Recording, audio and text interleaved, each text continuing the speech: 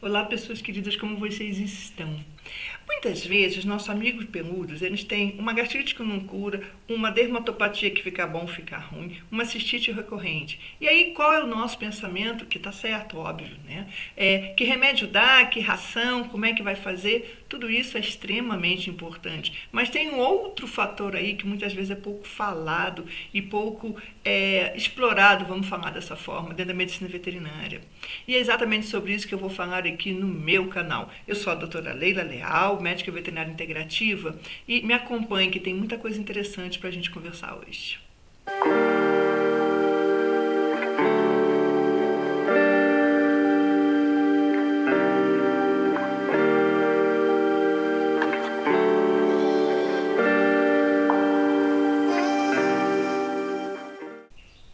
Para início de conversa, vamos abordar uma coisa bem interessante. Claro que o processo de adoecimento ele se manifesta no corpo físico, ok? Mas existem outros fatores a serem levados em conta.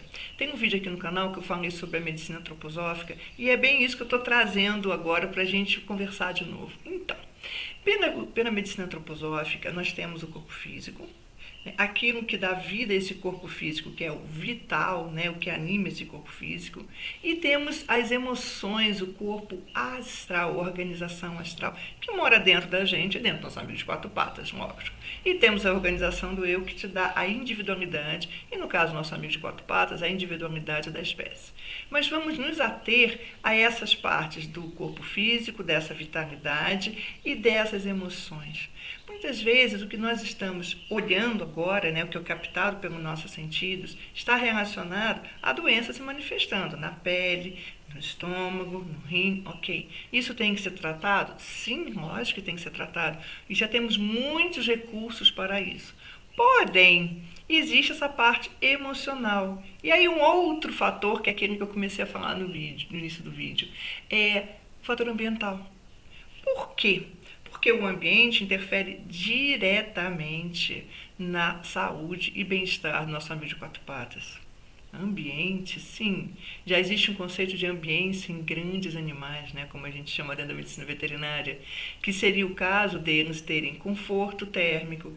Por exemplo, aquelas vaquinhas que ficam à parte, tanto de vaquinha tem um local para se resguardar, para ficar debaixo de uma árvore, para ter uma sombra, para ter uma água à vontade, de qualidade, a forma de alimentação. E mesmo os animais confinados falam-se ambiência.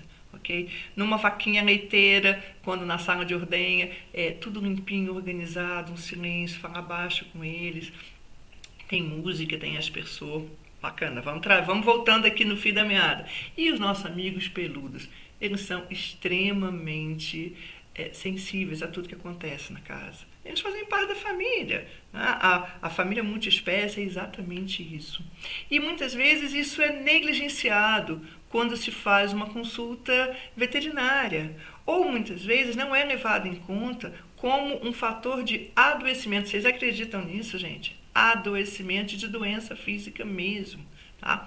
E aí eu vou contar uns casos, tem que contar casos, né? Veterinário tem que contar casos nesses 35 anos de história. Então, que caso é esse? Eu tinha um paciente, porque ele já foi por idade, que é cometido de sarna demodésica, que é uma sarna negra, aquela que nem tem cura, mas tem controle. Então, um labrador muito querido e vivia numa família maravilhosa. A primeira vez que eu fiz o primeiro atendimento com ele, eu cheguei, ele morava numa casa grande, com uma piscina que tinha um lugarzinho para ele estar. Ele estava com as quatro patas dentro da piscina, afinal moramos em Goiânia, que é verão o ano todo. E ele estava, assim, com a carinha boa, mas ele já estava com os processos na pele, né, relativos à sarna demodésica. E fomos conversar com uns tutores muito queridos, um casal maravilhoso, com uma filha, tudo assim, muito legal. E aí eu comecei a conversar, não, tá, ele já tinha na época, por exemplo, uns 5 anos, e nem tinha dado crise. Ou seja, a condição de bem-estar dele era muito boa. E aí eu perguntei assim, ok, tá, o que mudou na casa? Ah, doutora, mudou porque ele sempre tinha alguém na casa, né? No caso era a Maria que trabalhava com eles, e aí a Maria foi embora. E aí ele começou a ficar sozinho, e quem tem labrador e golden sabe exatamente do que eu estou falando. Eu já tive um querido, e eles não toleram ficar sozinhos. A partir do momento que houve essa mudança no ambiente, que a pessoa que estava na casa, que fazia companhia para ele, deixou de estar, ele adoeceu. E como ele adoeceu? A pele. E se eu contar para vocês, assim, não é história de pescador, que a Maria voltou para casa, nós fizemos todo o tratamento, lógico que tem que ser feito, sarnicida, deu tudo certinho, e ele não teve mais a crise. Ou seja, o que provocou o adoecimento, esse corpo, né, esse físico que adoeceu, foi um fator ambiental. Então, vamos imaginar, se a gente só se atém ao que o animal está apresentando, a gente está errando. Errando muito, muito, muito, muito, ok? Por quê? Porque ele simplesmente, ele está adoecido, ele, nesse caso, né, específico, ele adoeceu, essa doença se manifestou a partir de alterações ambientais, onde ele se sentiu sozinho. Então, dá para perceber o tanto que é importante a questão do ambiente na vida dos nossos amigos de quatro patas. E na correria da vida, nós não estamos observando isso, tá? E aí eu vou contar outro caso que aconteceu comigo. Vai que eu já contei por aqui em algum dos meus vídeos, mas é assim mesmo, a gente vai contando casos e a gente às vezes repete. Tá tudo bem, tá tudo bem. Eu tinha uma pastora alemã, também que ela já foi há muito tempo, na época que eu fazia doutorado e a vida estava muito corrida. Não era pouco, não era muito corrida. E ela começou a latir à noite. E por fim, eu acordava 2, 3 vezes na noite, saía da cama e lá conversava com ela para ela parar de latir. Mas aquela coisa do automático, né? Quem não? E eu não percebi que a história não era essa. Até o ponto que um vizinho que tem uma casa, tinha uma casa de aluguel, falou: olha, a sua cachorra está perturbando meu inquilino e ninguém vai querer sair daqui. Eu falei: opa, tá sério a história? Eu não tinha percebido, porque é a vida, né? Ok. E aí eu comecei a fazer o que? Eu mudei só o manejo, gente. Eu, assim, nesse momento eu não dei nada para ela, não mudei o manejo. Porque ela estava falando assim: olha, e eu nessa história? Você não vai ter um tempinho para mim? Então eu comecei a ter esse tempo de qualidade, de atenção com ela. E realmente a coisa melhorou demais. E ela, pronto, parou de latir, se sentiu segura e tranquila. Então, existe todo esse processo do ambiente interferindo na saúde e bem-estar dele, e eles vão contar pra gente. E muitas vezes eles contam, o processo vem através do adoecimento. É bem isso. Talvez, eu não sei se vocês já tinham prestado atenção nisso, mas isso é uma coisa para mim muito, muito real, né, na prática clínica que eu faço hoje.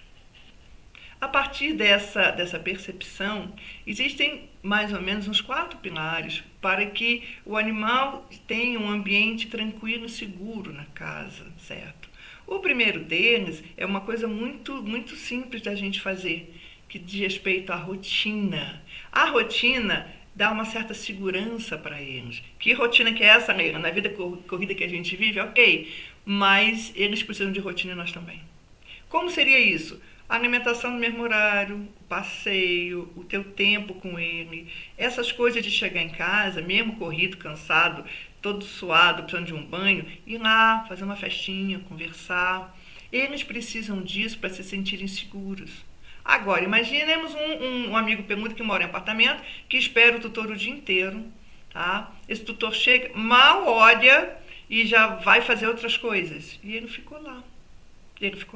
Agora, olha que alegria ele espera, o tutor chega, faz festinha, põe no colo, nossa, vamos passear. Ele sabe. E eles precisam de previsibilidade, porque é verdade, afinal eles moram num local que a gente colocou, né? Que nós inventamos. Se é casa, é casa, se é apartamento, é apartamento, se é pequeno, se é grande. E a responsabilidade é nossa. Então eles precisam dessa previsibilidade, desse ritmo e dessa rotina, como nós também precisamos disso, né? Precisamos disso. Outra coisa importante também seria a questão desse ambiente, sendo um ambiente o quê? Um ambiente que tenha também a questão do... alguma coisa para ele fazer. Já pensou que é tedioso ficar o dia inteiro esperando o tutor?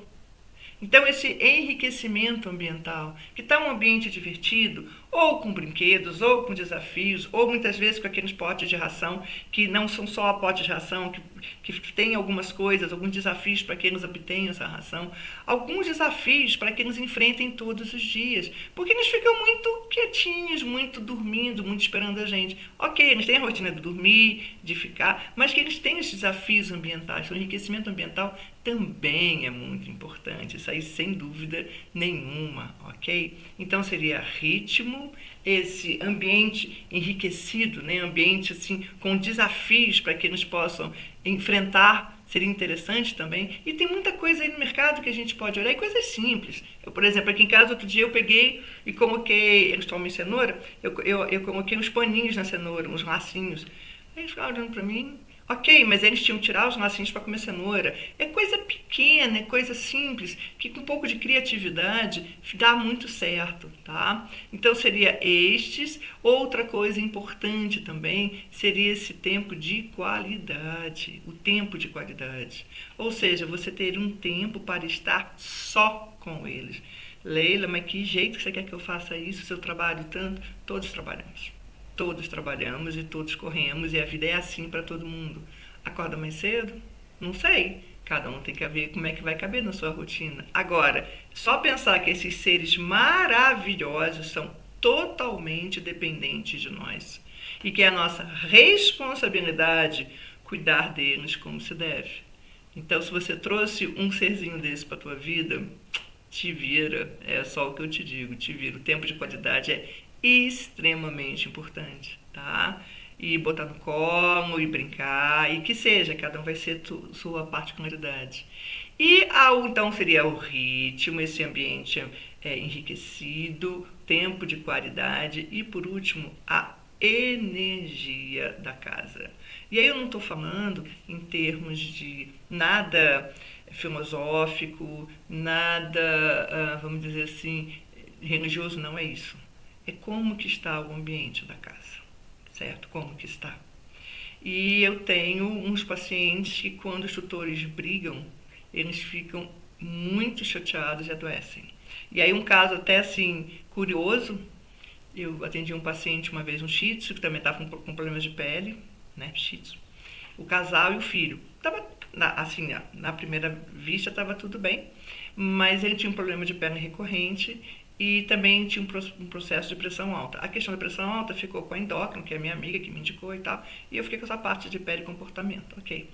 Ele deu uma melhorada, mas não chegou a ficar totalmente bom. E a pressão continuava alta, mesmo com medicamento e tudo. E aí passou um tempo, essa minha amiga endócrino me encontrou e falou, nossa, sabe quem é nosso paciente? Nossa, tá ótimo agora. Eu falei, que bom.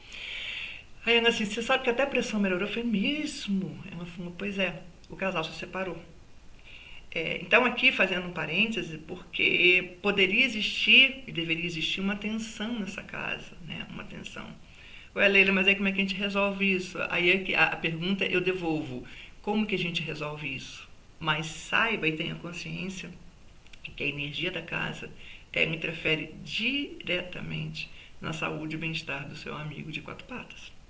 E quem não chegou cansado, chateado, preocupado com algumas coisas, e eles chegam bem pertinho da gente, pertinho assim, tipo assim, eu tô aqui. Quem não já passou por isso? Eu já passei. Essa minha cachorrinha que eu conto que é latia, quando eu fui defender, eu estava para qualificar no doutorado, tá bem essa confusão, eu lembro que já tinha passado do limite, vamos combinar, e ela sentou bem pertinho de mim, encostou em mim, olhou para mim, tipo assim, eu tô aqui. Foi um gesto tão bonito que eu acho que só quem já viveu sabe o que eu estou dizendo. Então, meus queridos e minhas queridas, a história aqui é essa.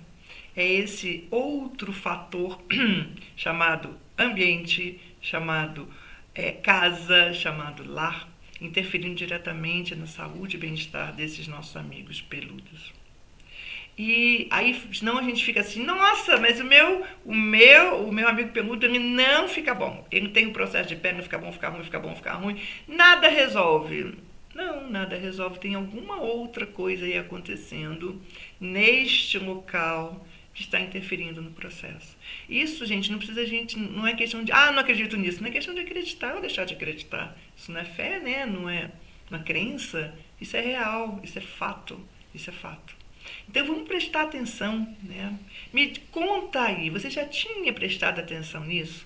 Você já tinha percebido que quando você não está bem, eles começam a não estar bem, meio assim, compartilhando o seu processo? Isso é a mais pura verdade, tá?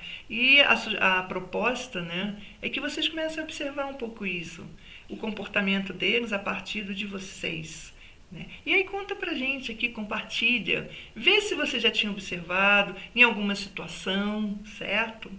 Bem, eu sou a doutora Leila Leal, médica veterinária integrativa, que trabalha nessa linha mais natural, esse olhar mais ampliado sobre esses nossos amigos peludos que nos são tão caros. Se você gostou desse vídeo, compartilhe com outros tutores que possam se interessar pelo assunto, ok? E para nossa, né, para terminarmos aqui, não podia deixar de falar, ative o sininho, se inscreva no canal, conta pra gente, né? Traga suas dúvidas, suas sugestões, todas serão muito bem-vindas. Gratidão pela presença de todos e todas aqui no nosso canal. Fiquemos todos com Deus. Namastê.